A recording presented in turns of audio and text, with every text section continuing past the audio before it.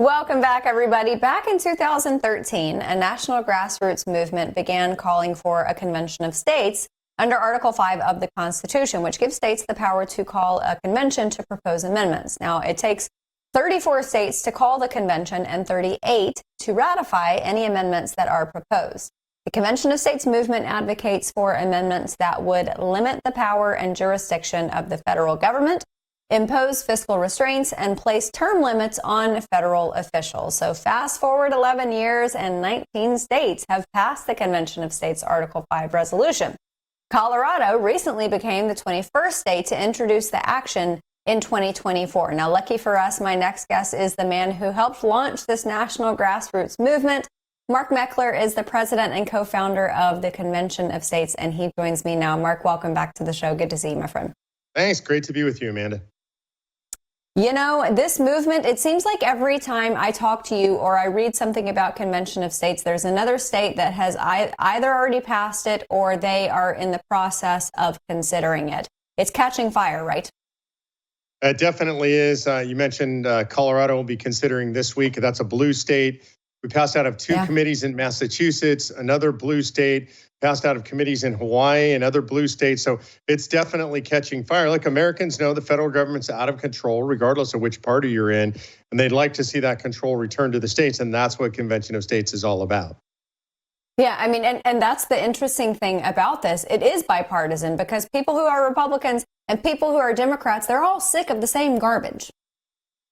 Yeah, and especially, we work in the state legislatures, and those legislators are tired of the federal government breathing down their necks. Whether I'm in Connecticut or Hawaii or Texas, the same complaint is made by the legislators. We could do a lot better if the federal government would get out of our business. So we're trying to help them achieve that goal. Okay, and I want to dig in on these three main facets of it because it ultimately comes down to time, money, and power. Time as far as the time spent in office, so term limits. Money as far as fiscal responsibility, and the power of the federal government. Can you dig in on those for me? Yeah, I mean, first of all, is term limits. 85% of Americans are in favor of term limits for Congress. They'll never put those on themselves. I'm also a fan, and this application allows term limits on staffers and bureaucrats. I call it the Fauci Amendment. We don't ever want to see another Anthony Fauci. Nobody should be in the federal government for 40 years.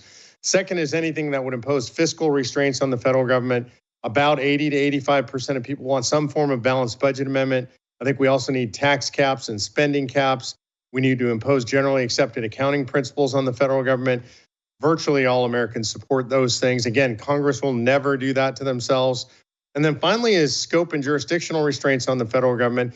This is about federal government overreach. The federal government was meant to have 17 enumerated powers. Now they've got their hands in all areas of our business.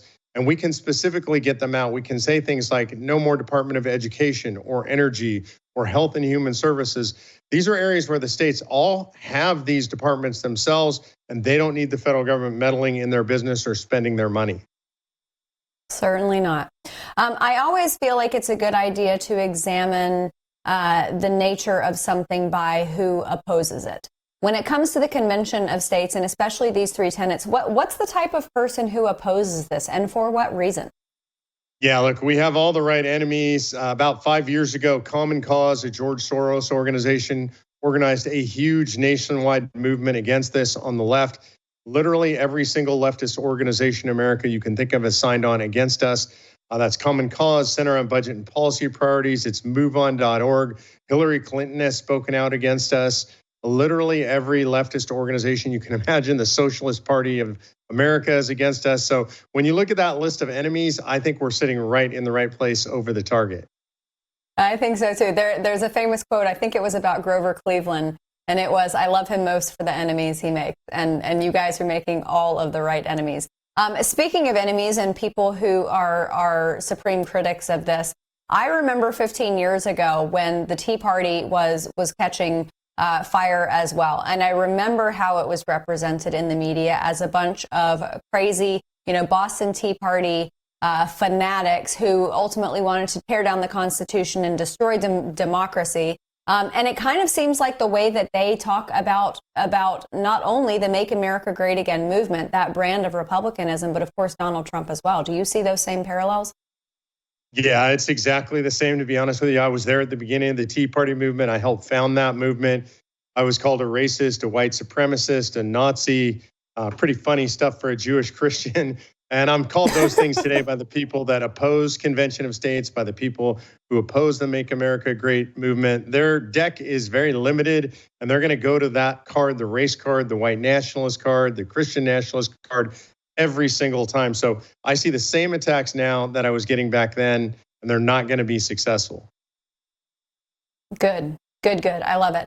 Okay, something interesting happened in Maine. It became, I believe, the 16th state with also the District of Columbia to determine the allocation of their electoral votes by popular vote. Good, bad, otherwise?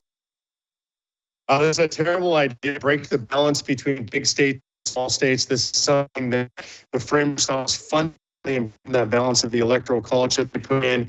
The idea that they would disenfranchise their own voters is something really outrageous, that they would take away the voters' right to cast their vote as they see fit in the state. Very bad idea, very anti-federalism.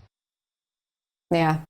You know, when I look at the notion of federalism and what our founding fathers considered the best path forward for us, it goes back to the Convention of States, because they wanted our federal government to control maybe three aspects of the operations of our country, and everything else belonged to the state. I want to move on to something else that you have put out there, and this was, I believe, an article for the Daily Caller with respect to jobs for illegal aliens, period. And you spoke about some of these jobs that they say Americans don't want to work. And these are the dirty jobs, the quote-unquote low-paying jobs. But I happen to know of one future parent who would be happy to sign up my someday teenager for some of this manual labor, because I think that it's good for the soul. But tell us about this article. Look, there is a fairly simple solution to a big portion of the immigration crisis. A lot of these illegal immigrants are coming for work, and there is this idea, mostly promoted by white radical leftists, who say that this is work that Americans won't do. And the reality is, it may be true for the current pay scale, and that current pay scale is depressed by all this illegal immigration.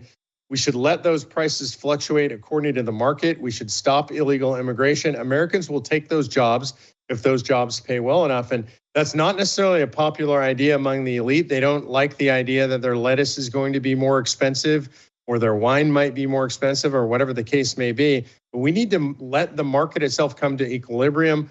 Let Americans get paid enough to do these jobs. Amen. Okay, I want to move over to the foreign policy stage, because you tweeted out something. Iran showed its military incompetence in a head-to-head fight by directly attacking Israel. Talk to us about the content of that tweet, because I think it was very important. Yeah, look, there's a lot of bluster that comes from the Islamic world, and especially the radical Islamists inside Iran, about the power they have, about how they're going to wipe Israel off the map, how the U.S. is the big Satan and they're going to wipe us off the map.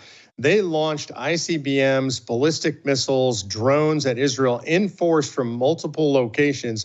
And Israel, with the help of her allies, knocked virtually all of those out of the sky. And it absolutely demonstrates the impotence of the mullahs. And I would say an extension of that is it's time to take them out. They are a cancer on the world, and appeasement never works. We've seen this. They have been attacking Israel directly through their proxies, attacking the U.S. directly through their proxies. It's time for serious action by the United States, Israel, and their allies. Mark, I just want to ask you before we let you go, we got about a minute left. My concern is that was embarrassing for Iran, and they are going to do something further to lash out. Do you have that concern? Well, the thing that they'll do, I am concerned about that. The thing that they'll do is they will launch full-scale attacks from Hezbollah in the north. And why that's important is because Hezbollah is somewhere around 200,000 rockets, 150 to 200,000. About 50,000 of those are smart bombs with serious targeting capability. That's the next move if Iran wants to get serious. Oof, that concerns me. But Mark Meckler, I think that you absolutely nailed it. We're going to have you back on and get an update on Convention of States. Thank you for being here. We're going to